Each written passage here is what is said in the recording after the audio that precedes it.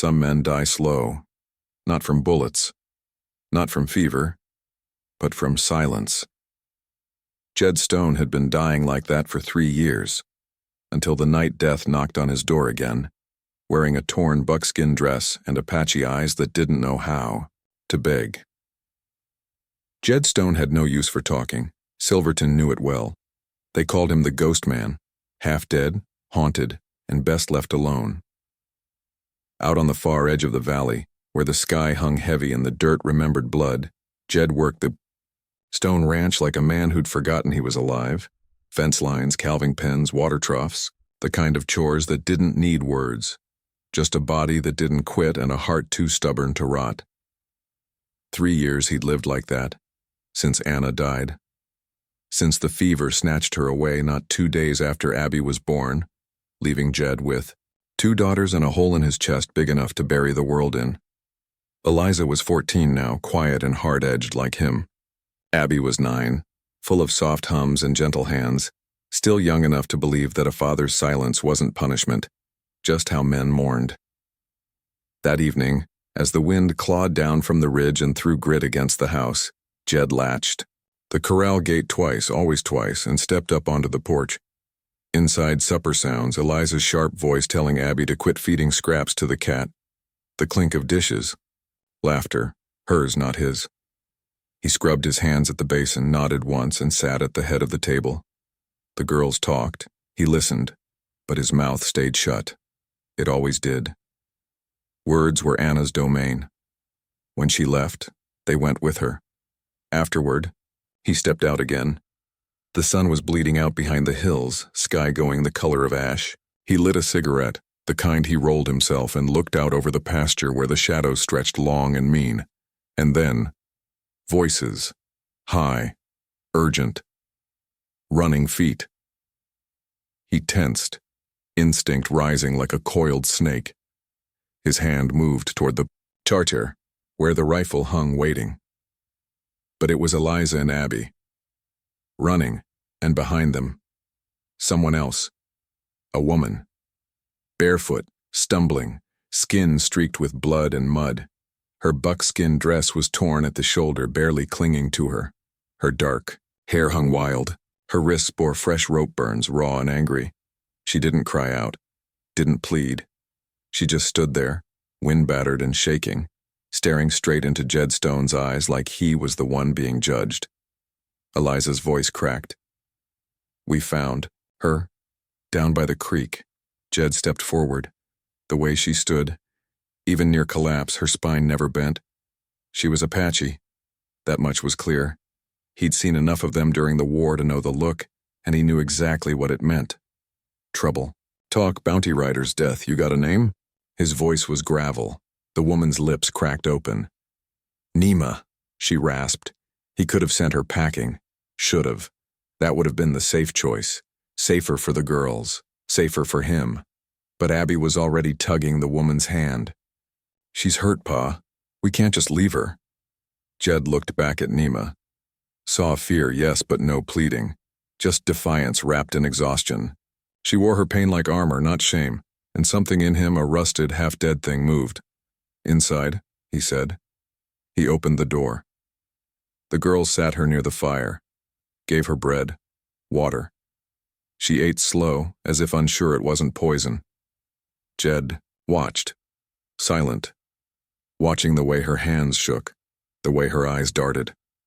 Later, when the girls were asleep, he pointed to the cot near the hearth. "You can stay. Just the night." Nima nodded. "Thank you." He didn't answer, just stepped back out into the dark, where the wind had died and the sky was wide and empty.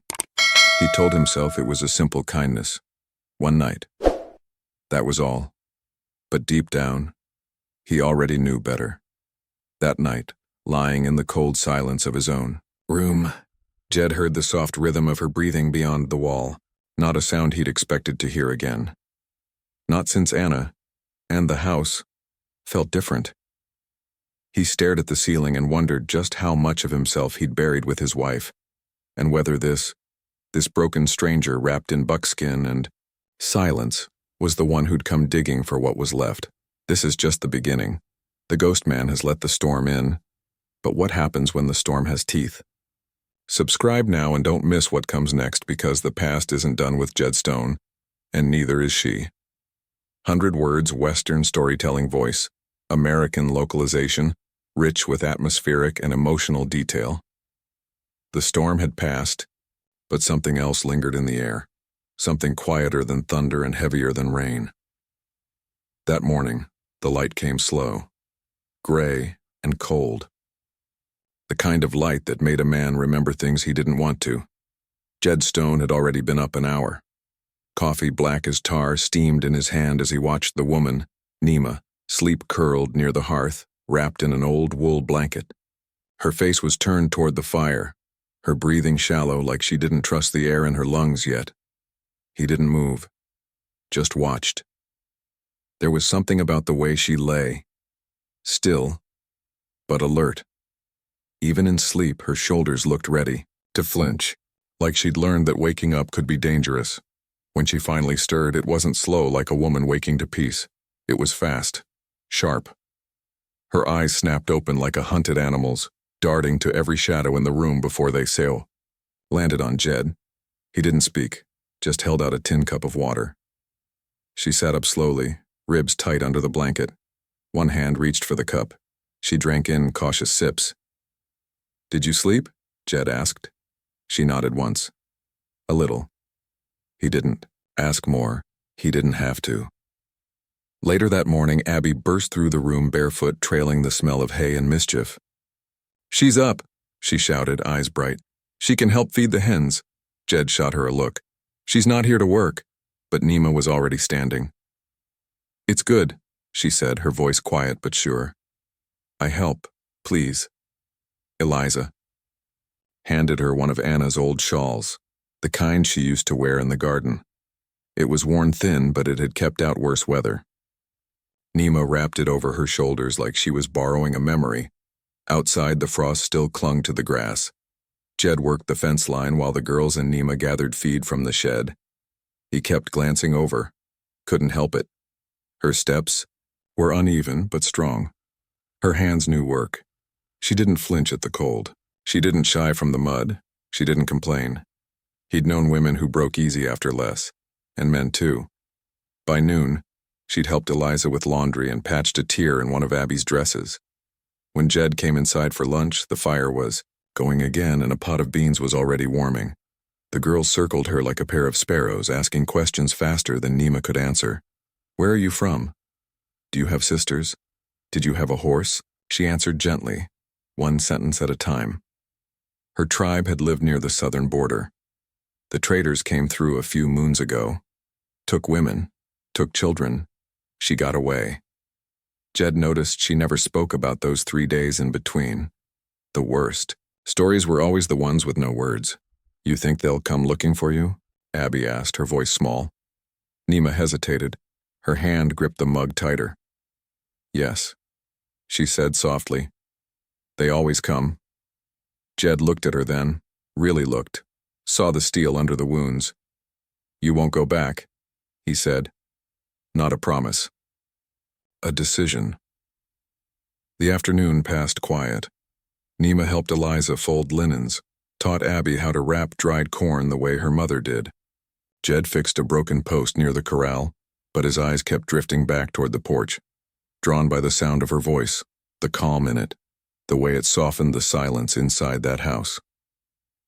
When supper came, they sat around the table. All 4 of them. Jed didn't say much, but he didn't have to.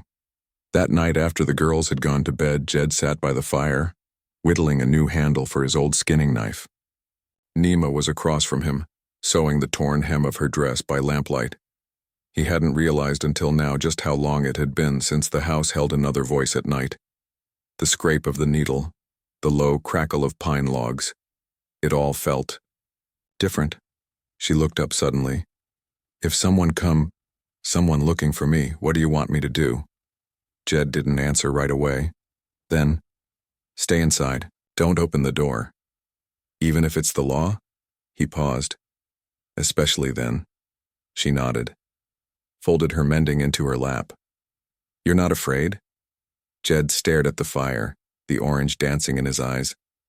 I've been afraid before. Didn't help none. She looked at him long and steady. No questions, no trembling, just a silence that understood him better than most men ever would. When Jed finally turned in for the night, the house felt warmer than it had in years. Not because of the fire, but because someone was still awake in the next room, breathing, alive. 100 words, Western literary voice. Emotional, subtle, grounded. The days got longer, not in hours, but in feeling. It was in the way the sun stuck around a little more each morning. In how the wind softened, not so much tearing through the ranch as brushing against it like a dog deciding whether or not to bite. And inside the house, something else was shifting too. Jed Stone didn't notice it at first, not outright. But there were little signs. Eliza started humming again when she swept the floors. Abby's laughter came easier, not forced like before. And him, well, he caught himself standing in doorways longer than usual. Watching her. Nima. She moved through the house like she'd always belonged there, not loud, not bold, just steady, always doing, always useful, fetching water before anyone asked, folding blankets before they cooled, quiet as sunrise but never meek. She never asked for anything either, but Jed could see it in the way her eyes tracked every shadow past the windows, the way her fingers sometimes flinched when the wind hit a certain pitch. She was healing, slowly, like frost melting off hard ground. So was he, and that terrified him. One morning, he caught her standing by the porch, arms crossed tight over her, chest watching the horizon. He came up beside her, coffee in hand. Didn't say a word. Neither did she. For a long while, they just stood there together, listening to the hens and the creak of the barn roof in the wind. Then, she spoke. Soft, matter of fact. I was taken. Jed's jaw tightened. Traitors. Came through during the rains. Took women from 3 camps. 2 of us escaped. I think the other died in the river. She looked over at him. Her eyes weren't asking for pity, just giving truth. They'll still be looking. Jed took a slow sip of coffee. Then they'll find a bad welcome. Nima didn't smile, but her shoulders dropped just enough to show she'd heard him. Later that day, she told Eliza how to cure meat without it turning sour in the spring heat. Abby taught her to tie straw dolls with scraps of old apron cloth. Jed worked the north fence. He caught himself looking back toward the house more times than he cared to admit. Not to check, just to look. At dusk, they ate together, the 4 of them. Nima made rabbit stew, and nobody spoke much. But it wasn't awkward. It was easy. The kind of quiet a man could live inside. That night, Jed was sitting at the fire sharpening his knife when Nima sat across from him with a strip of leather in her lap. She was trying to fix the broken laces on a pair of boots Eliza had outgrown. Her hands were sure, methodical, but he noticed how she kept flexing her fingers, bruising still deep in the joints. You shouldn't be doing that, he said. I need to move my hands, she replied. He nodded once. You always working? She looked up, half a smile curling. Keeps the mind quiet. He understood that better than he wanted to. After a long pause, she said it. You asked my name. First thing. Most men don't ask. Jed leaned forward, elbows on knees. Most men ain't worth a damn. She met his eyes. You're not like them. He didn't respond right away. Then he said, used to be someone better. Before the war. Before Anna. He trailed off. Hard thing, Nima said, voice barely above the crackle of fire. Carrying the dead. Jed stared into the flames. Harder carrying the living, when you already buried parts of yourself. The silence stretched. It wasn't empty. Then Nima said, if they come, if the men who took me find this place. Jed looked up, voice low, solid. You won't go back? That easy, huh? No, he said, but it's truth. He stood and walked toward the door, then turned. You want to stay, Nima? Stay. You leave, they win. You stay, we fight. For a moment she just sat there, the fire painting her skin gold and shadow. Then she said the words that mattered most. Then I stay. That night, as he lay in his bed, he couldn't sleep. The sound of the wind outside, the occasional pop from the fireplace, and the soft, steady presence in the next room, her. It was strange how something so fragile could feel so permanent. He stared at the ceiling for a long time, thinking of Anna, the girls, the war, the weight of it all. Then somewhere deep in the night it came to him like a whisper. He was alive again, and it was so much harder than being dead. 100 words. Gritty, emotional, frontier realistic Western narrative. Eliza came back from town with her jaw tight and her eyes darker than usual. She didn't say a word when she walked through the door. Just set down the tin of flour and the sack of salt and stood there like she was deciding whether to speak or stay quiet forever. Jed looked up from the table, where he was oiling the latch on a broken stirrup. One glance told him something was off.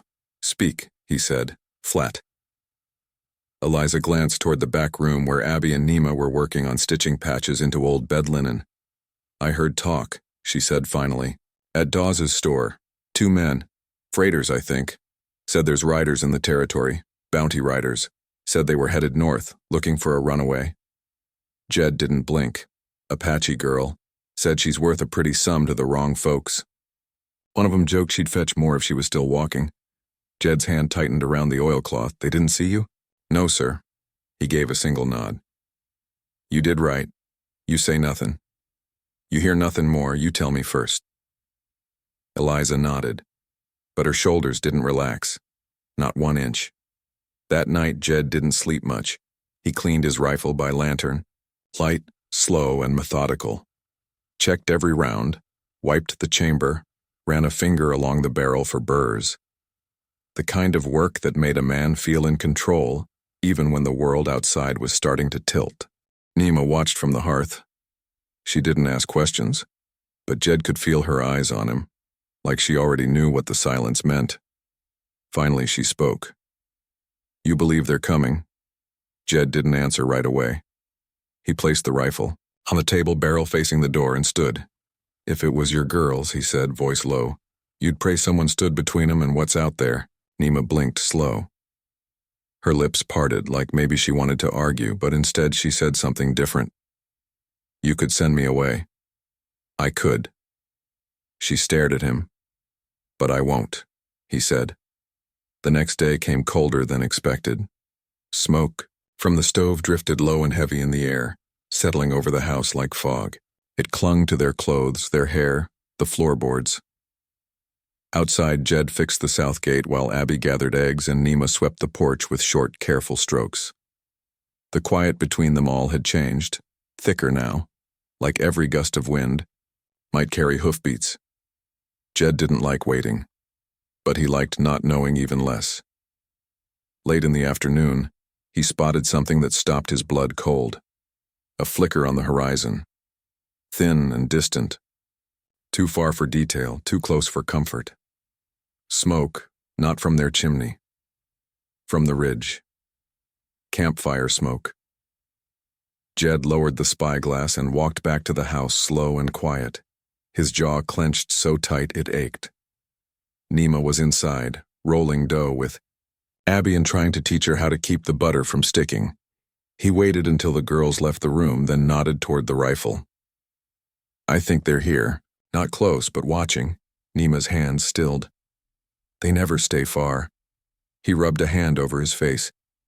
You got choices. I won't keep you here if you want to run. She shook her head. If I run, they chase. That's how it works. Jed looked at her, really looked, at the bruise fading on her collarbone, at the scar near her wrist, at the calm steel in her eyes. You walk out that door, he said. They win. She swallowed. Then I stay. That evening, he brought Eliza out behind the barn, showed her how to reload the second rifle. how to brace against the kick. She didn't flinch. She was Anna's daughter, after all. Inside, Nima showed Abby where the pantry's false wall was, where she and her sister should hide if trouble came fast. That night, the wind picked up again, carrying with it the dry scent of sage and wood smoke. Jed sat on the porch, rifle across his lap, Nima beside him, with a blanket around her shoulders. Neither spoke. They didn't have to. The world was closing in, and together, they were deciding to hold their ground. 100 words, Wild West tone, emotionally raw, claustrophobic, character-driven. The storm rolled in slow and heavy like a drunk with bad intentions. By mid-afternoon, the sky had turned a bruised shade of purple. Wind whipped down off the ridge, bending the cottonwoods and sending a curtain of dust across the yard. The chickens clucked low and nervous. The horses in the barn kicked at their stalls. Jed knew the look of it. This wasn't the kind of storm that blew over. This was one that stayed a while, ripped shingles, tore fences, and left folks wondering, what the hell hit them? He got the girls inside first, locked the barn, hammered a board across the back shutter just as the first crack of thunder rolled in like a distant cannon. Nima helped without being told. She'd been quiet all day, watching the sky like it was an old enemy. Now her movements were fast but focused. She didn't ask what needed doing, she just did it. By nightfall, the rain came down in sheets hard and sideways. Water drummed against the roof like a warning. The four of them were stuck. One room, 4 souls, and nothing between them but flickering lantern light and too many unsaid things. They ate stew in silence. Thunder cracked loud enough to rattle the tin on the roof. Abby jumped. Nima put a hand on her arm. Just sky fighting itself, she said gently. But her own hands shook. After the girls went to bed, Jed sat in his chair by the fire, carving a handle for a knife he hadn't used in years. The kind you only carried when the law might not reach. You fast enough. Nima sat across from him on the floor, wrapped in a blanket, her legs tucked under her like a child. She wasn't sewing, wasn't doing anything, just sitting. That's how he knew something was close to the surface. Then she said it. Soft, like the words weren't meant to survive the air. They said I was worth $50. Jed stopped carving. They said it while tying me. One of them laughed about it, told the others not to break me too bad, I was still merchandise. She didn't cry, didn't blink. She just stared into the fire, jaw tight. That's what I cost. $50. Jed's hands gripped the arms of the chair like they were trying to keep him in his skin. I should have fought harder, she whispered. But I was too cold, too tired. And I thought, maybe if I stopped moving, it'd end faster. Jed set the knife down. He leaned forward, elbows on his knees, voice low. You don't owe them a damn thing. Not your shame.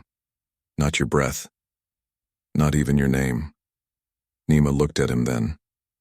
Her eyes gleamed, but not from tears. From rage. Then she asked, and you? What did you leave behind? He stared at the fire for a long time.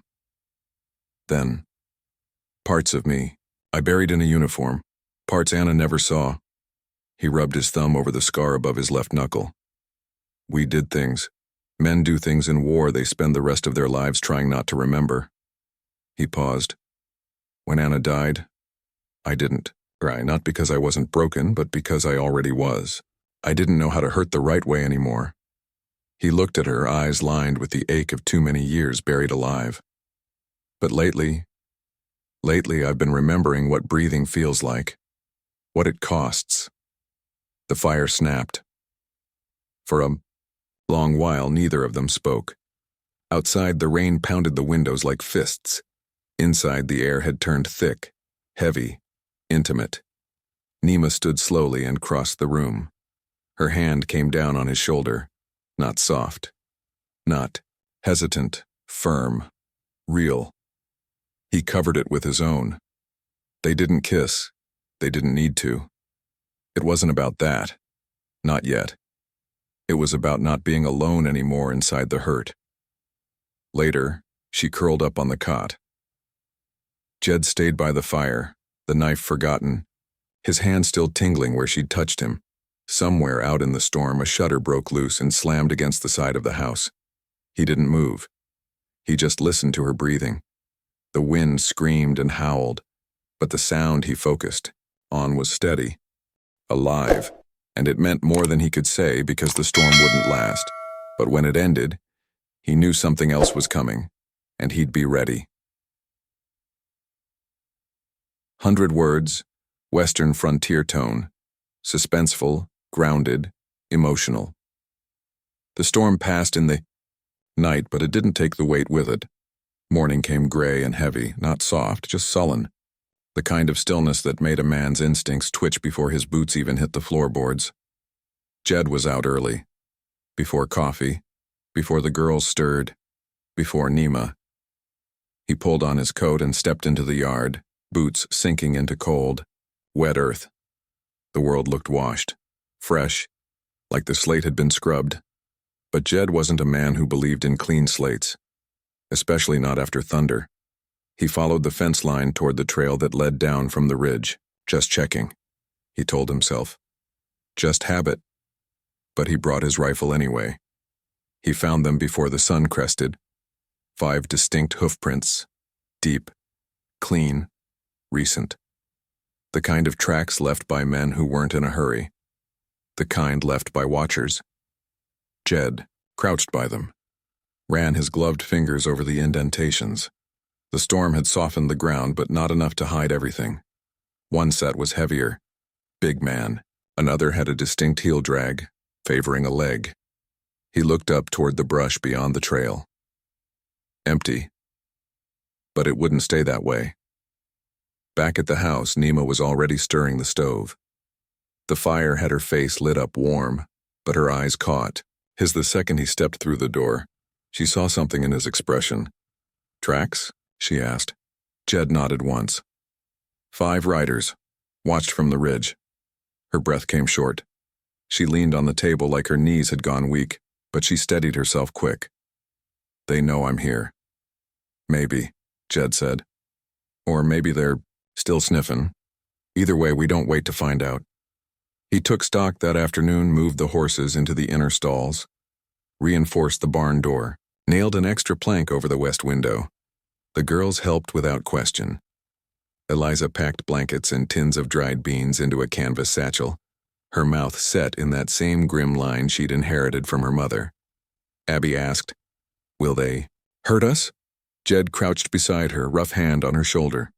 "Not while I'm standing." Nima watched it all from the porch, how Jed moved, how the girls obeyed, how everything fell into rhythm like they'd rehearsed for a storm that wasn't just made of weather. Later, while Abby napped and Eliza swept the back room, Nima stepped into the barn where Jed was coiling rope. "If they come, I can go," she said. "I know how to run. You don't have to carry this." Jed straightened, wiped sweat from his brow. His voice came calm, low. "You walk out that gate, you're not free. You're just hunted somewhere else." She looked at him. "I don't want them to hurt your daughters. And I don't want them to take the woman who made this house feel like a home again."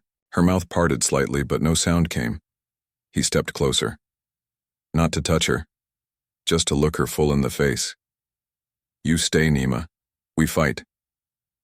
That night, they set things in motion. Eliza laid bedrolls near the root cellar, just in case.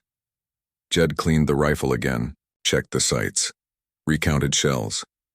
He didn't say much, but Nima didn't need words. She sat beside him, polishing the old revolver he'd given her. Hands steady now. The fear wasn't gone, but it had changed. It had turned to resolve. When the girls were asleep, Jed stood by the window. The sky was clearing, stars pushing through the last veil of storm. Beside him, Nima wrapped a shawl around her shoulders, her voice low. "You know they'll come. I'm counting on it," he said. She turned to him, searching his face. "Why do you do this for me?" Jed looked out over the dark yard, the wet earth, the fence he'd built with his own hands. "Because you didn't beg. You didn't break. You stood." He met her eyes. "And because I've lived half a life already."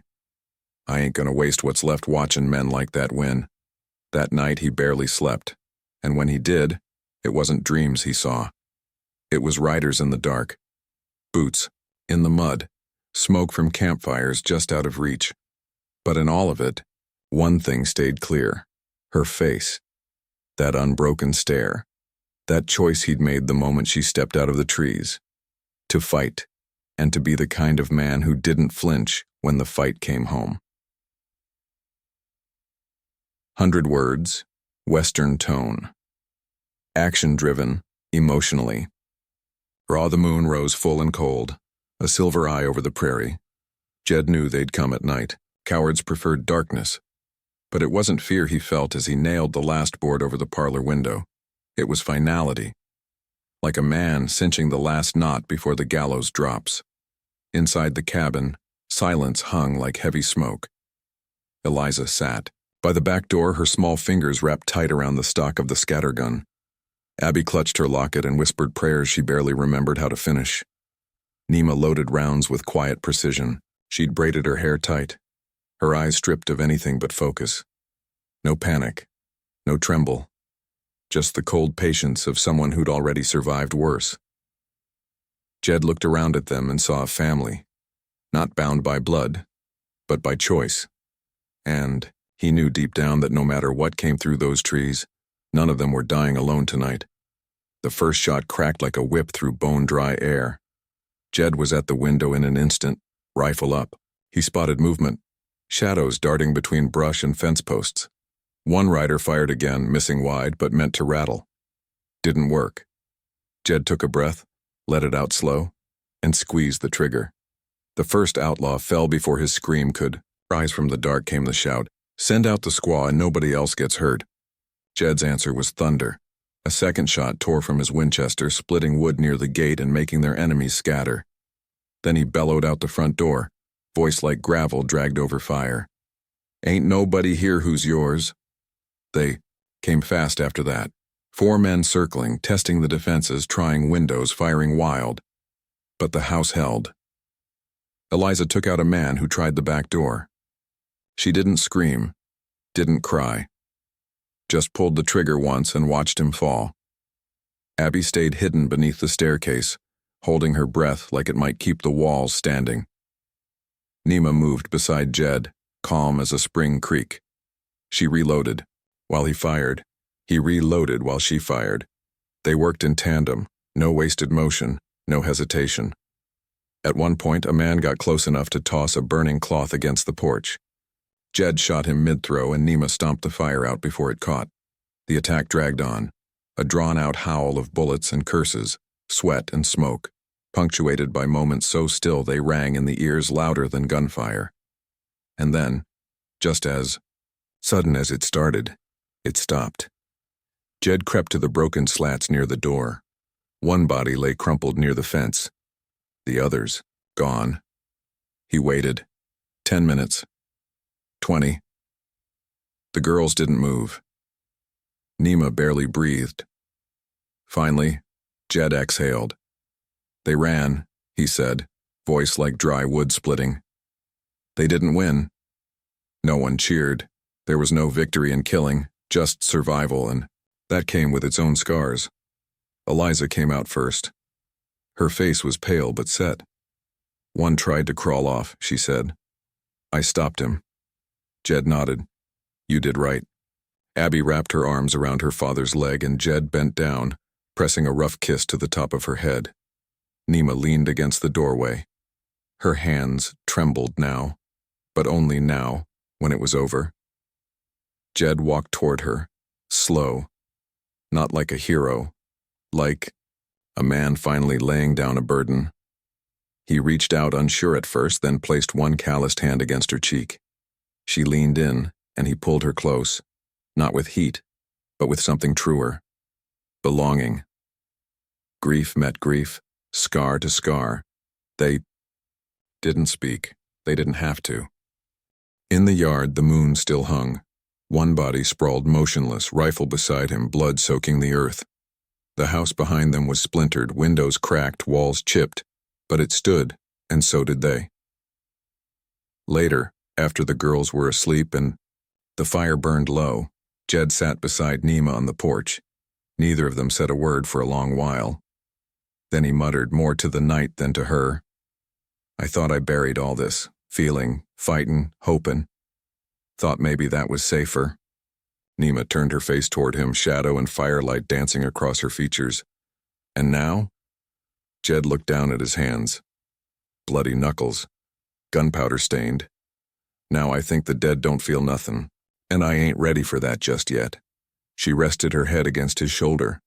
Outside, the coyotes began to howl, but inside the cabin, warmth returned, and a man once known as Ghost had just come back to life, with his boots on, rifle ready, and a reason to keep standing. 100 words.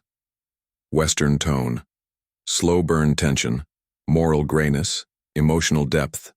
The sun came up blood orange, painting the horizon in streaks of rust and fire. It rose over the broken fence line, over the bullet-pocked porch, over the stiffening body still lying in the dirt. Jed Stone stood in the yard, coffee cup in hand, watching the sky. He hadn't slept. His shoulder ached from the fight. His knuckles were raw and his ears still rang faint from the gunfire. But he stood tall, boots firm in the mud, eyes set toward the ridge. He wasn't looking for more riders. He was waiting for the law. And sure enough, mid-morning brought the creak of saddle leather and the slow rhythm of a single horse on the trail. Sheriff, Hayes always rode alone, said it helped him think. He was a lean man with sharp cheekbones and sharper eyes. Always wore black gloves, even in summer. Folks in Silverton said he could smell a lie before you finished telling it. He didn't dismount when he reached the ranch, just looked around from the saddle like a hawk circling a mouse hole. One glance at the busted shutters, the dirt-streaked faces, the shotgun leaning on the porch rail. He took it all in. Then he nodded slow. "Morning, Jed." "Hayes. You mind explaining why there's a body lying on your land and a whole mess of tracks headed south like hell was chasing him?" Jed didn't blink. "You want coffee first?" Hayes stared a long moment before swinging down from his horse. "Don't mind if I do." They sat on the porch, two men carved from different kinds of stone.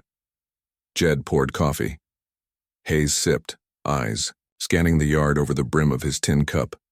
"That man out there," he said finally, nodding toward the corpse. "Got a name?" "Didn't ask." Another sip. "Looks like he died with a pistol in his hand." Jed said nothing. Hayes looked at the cabin where Eliza stood behind the curtain, shotgun still within reach. Nima wasn't visible, but he'd seen the glint of movement behind the bedroom window. The silence stretched. Then Hayes said it, the question Jed had been bracing for. "You harboring anyone here? Maybe someone them boys were after?" Jed set his cup down. "I'm protecting my family." "That so?" Jed looked him square. "No one in that house belongs to the kind of men who came here. And if you're asking if I shot him for sport, I didn't." Hayes leaned forward. "I'm asking if you made a decision you'd be willing to hang for." Jed didn't flinch. "I made a promise." Hayes stood, walked out toward the body. He crouched, checked the man's pockets, pulled out a scrap of cloth, Apache weave, blood-stained. He looked back toward the porch. "I reckon she's Apache," he said. "And I reckon they weren't here to invite her to tea." Jed didn't move. Hayes gave a long sigh, like a man tired of digging graves. For problems he didn't create, he tossed the cloth back onto the corpse. "Self-defense then?" Jed nodded, all the way. Hayes looked once more toward the window where Nima watched with unreadable eyes. Then he did something Jed didn't expect. He turned his back on the body and started toward his horse. "I'll wire Silverton. Tell him it was a group of outlaws. Trespassing. One left dead, others fled. You were defending your property and your daughters." Jed's jaw clenched. "That it?" Hayes put one boot in the stirrup, then paused. "You and I both know peace don't come cheap out here, Jed. But sometimes, the law can choose where it looks." He swung up onto his horse. "Tell your guest. She's got no friends in Silverton, but she's got one less enemy." And with that, the sheriff rode out the way he came, leaving only hoofprints and questions. Back inside, Nima stood like stone, her face unreadable. "You told him nothing," she whispered. Jed nodded. "Didn't have to." She looked toward the door, voice low. "He knows." "He does."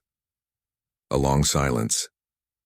Then she asked, in a voice so fragile it might have broken in the wind, "Are we safe?" Jed looked at her, eyes softer now. "No. But we're not running." Later, as the girls helped him drag the body to the edge of the property for burial, Jed paused. He looked at the ridge again. No more riders, no more shadows, just the weight of what he'd done and what he'd chosen. He turned to Nima, who stood quietly with a shovel in hand. "You stayin'?" She met his gaze. "I stayed the minute I didn't run." Jed gave a small nod. Not quite a smile, but it was close. 100 words. Western voice. Emotional depth, quiet resolve, relational growth. The days after the lawman rode out were strangely still. No wagons passed the trail. No birds nested near the barn. Even the wind seemed to hold its breath. It was the kind of silence that came not from peace, but from knowing too well what the cost of it was. Jed Stone worked with his head down, splitting. Fence rails tending to the horses, fixing the porch. His shoulders still ached from the rifle, but he said nothing of it. That's just how he'd always done things, quietly, methodically, like a man who knew too much talking never healed a wound. Eliza had taken to sitting on the roof at dusk, watching the tree line. Abby followed Nima like a shadow, the bond between them growing without need for words. Nima taught her how to string herbs and mend leather. They were small things, but in a life like theirs, small things meant survival. Jed noticed something strange one evening. He wasn't just watching anymore. He was listening, to laughter, to humming, to life. It didn't come back all at once, but it was there. A fire flickering back to life after too long in the cold. Later that week, Jed hitched the wagon for a supply run to Silverton. Before he left, he took Nima aside. "There's a freight heading north in 2 days, up to Fort Sumner. I can get you a spot on it." She looked up at him, brows drawn tight. "You want me gone?" "No." He rubbed the back of his neck, voice low, "But I figured maybe you'd want a clean start. Somewhere they don't know your face." She stepped closer, chin lifted. "And what about you?" He met her gaze. "I ain't going nowhere." Silence sat heavy between them. Then she asked, softer this time, "If I leave, is that what you'd want?" Jed stared at the ground, jaw clenched. "What I want don't matter." Her voice cracked, just a little. "Don't lie." That night she found him out by the corral, lantern casting long shadows across his face. His hat was off, hands rough with dirt. He didn't look like the man who used to be called Ghost. He looked alive, and tired from it. She stood beside him. "I'm not taking the wagon," she said simply. He nodded. "Didn't figure you would." She looked out across the open plain, stars blinking cold in the sky. "You think the pain ever stops?" she asked. Jed didn't answer right away. Instead, he stared into the dark, where the land dropped off into the unknown. Then he said, in that gravel-soft voice of his, "No. It just gets quieter. You don't forget. You just learn to carry it better." Nima breathed in slowly, like she was tasting that truth for the first time. "Then maybe," she said, eyes wet, voice steady, "we can carry it together." He turned to her, and for the first time in years, Jed Stone reached for something not out of necessity, not from duty, but because he wanted to. His hand brushed hers. She didn't pull away, and that was enough. The next morning, Jed told the U1 girls at breakfast she's staying. Abby clapped, knocking over her mug. Eliza didn't say much, just nodded and passed the bread. No one asked questions. No one needed to. Later, Jed found himself back at the grave under the oak tree, the one with the small stone marker carved by hand. Anna. He knelt there, hat in hand. "Never meant for any of this," he said softly. "But I reckon you'd understand." The wind moved the branches gently as if in answer. He stood slowly. "I'm not forgetting you, but I ain't dying with you either." That night, the lanterns inside the cabin glowed warm. There was soup on the stove, and Eliza was strumming a few soft chords on Jed's old guitar. Nima sat beside Abby, showing her how to weave dried lavender. Jed sat in his old chair. For the first time in a long while, it didn't creak like a coffin lid. He looked around the room. His home. His family. Not the one he lost, but maybe, just maybe, the one he was meant to build. 100 words. Western tone. Emotional resolution. Quiet strength. The first snow came with no warning. 1 minute, the wind blew dry and sharp across the flats. The next, white drifted like ash from the sky, slow and certain. By dusk, the land was blanketed, softening even the harshest edges of the frontier. Inside the cabin, the fire snapped gentle and steady. Abby curled near the hearth, humming a tune under her breath. Eliza sat by the window, watching the hills rifle across her lap, not out of fear, just habit now. Nima stood at the kitchen table, hands buried in flour, teaching the girls how to press biscuits. Her sleeves rolled up, her face relaxed. She laughed at something Abby said, and the sound filled the room like music. Jed leaned against the doorway, just watching. No words, no weight. Just the warm ache of knowing he wasn't alone anymore. Later, that night when the girls were tucked in, he and Nima stepped out onto the porch. The moon hung low and full, casting long silver streaks over the whitewashed land. They stood side by side, not speaking, wrapped in shared quiet. Then he said, barely above a whisper, "He's still up there." Nima followed his gaze to the ridge, line. A lone silhouette sat still in the snow, just one man, mounted watching. "Same one from before?" Jed nodded. "He ain't moved," he added. "Could be scouting. Could be thinking. Either way, we ain't done." Nima's jaw tightened. "I'm not running. I didn't ask you to." He slipped his hand into hers. She didn't flinch. She gripped back. They stayed there for a while, the cold biting at their skin but not their spirit. "You scared?" she asked finally. Jed exhaled, long and even. "Not like I used to be." The next morning, Jed saddled up. He rode into Silverton alone, just like he always had. But something had changed. People didn't look through him anymore. They looked at him, a nod from the blacksmith. A tip of the hat from old Ma Darnell at the post. Even the bartender at Lynch's saloon poured his coffee without being asked. They didn't call him Ghost Man no more. When Sheriff Hayes spotted him, he gave a long look, but didn't approach. Just raised 2 fingers in a kind of salute and turned away. Respect, earned in blood. On his way back, Jed paused at the rise before home. Below, the cabin glowed warm in the snow-covered land. Smoke curled from the chimney. A horse moved in, the paddock. And through the window he could see shadows moving. His girls, Nima, life. He let out a breath he didn't know he'd been holding. He wasn't looking at a shelter anymore. He was looking at a home. That night, Nima didn't wait for him to speak. She walked up to him in the quiet, looked him square in the eyes and kissed him. It wasn't wild. It wasn't desperate, it was sure. Earned. Soft but unshakable. Like roots going down into the earth after a storm. Jed closed his eyes and leaned into it. It was the first time in years he didn't feel like a man trespassing in his own life. They didn't talk much that night, didn't need to. Later, as the fire dimmed and the girls slept, Nima whispered, "We'll have more storms." Jed nodded. "And more watchers on that ridge. But we'll face them. Together." She reached for his hand beneath the quilt. "That's all I ever wanted." And so winter set in. The wind howled some nights and the shadows shifted on the far ridges. But inside those walls there was warmth. There was noise. There was the slow, healing work of being alive. Jed Stone, The man once buried with his grief, now woke each day with purpose. With hands full, with eyes forward, he still carried the pain, but it didn't carry him anymore. And now? To you. Have you ever met someone who reminded you what being alive feels like?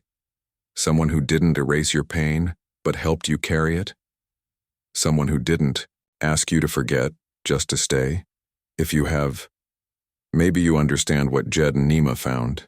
If you haven't, maybe you will.